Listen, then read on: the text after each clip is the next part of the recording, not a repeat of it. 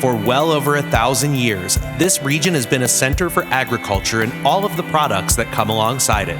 Homegrown is an ongoing series spotlighting the people who continue that tradition and their wares. Presented by Sid's Food Market, with the hope that we continue to spark an ongoing renaissance as we move into the future.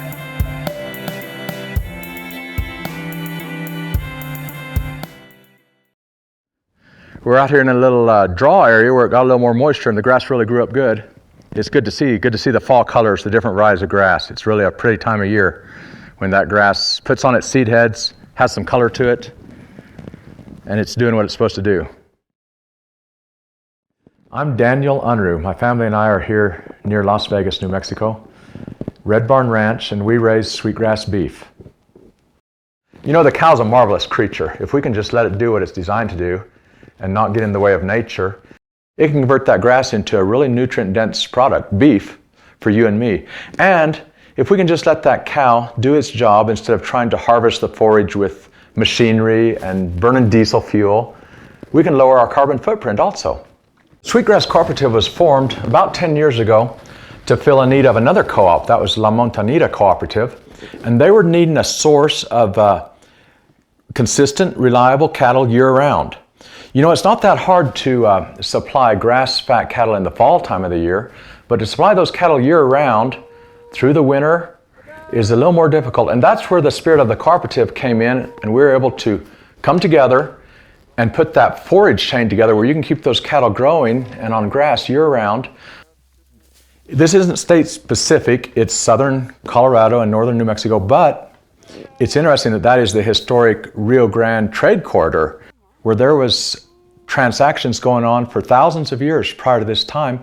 And so our beef production fits into this same model today.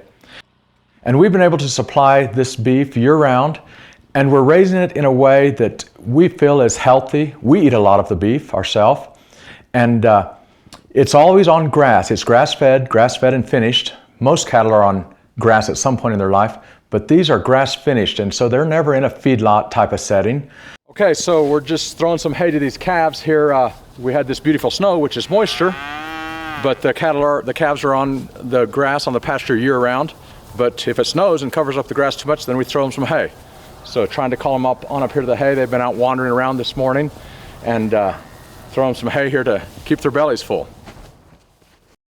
As producers, we try to operate holistically. For example, I want to tell you about how the bison herds, thousands of years back right here, they would come into this area and graze, and they would congest in a certain area and trample it, drop manure and urine, work the litter, the grass seeds into the soil, and then they'd move on. And that's a key element. And we try to mimic that with rotational grazing by grazing intensively for a short time and then moving on and letting the grass have a rest and maybe not come back to that same pasture for months or even a year or more. So we feel like they're living a good life, a happy life. And for example, our ranch here, Red Barn Ranch, we try to manage the cattle and use them as a tool to improve the grass, improve the soil, like the old bison herds. So we've had some rain, the grass is growing. This is the way we want it to look when it's had maybe up to a year of rest after that animal impact we were talking about.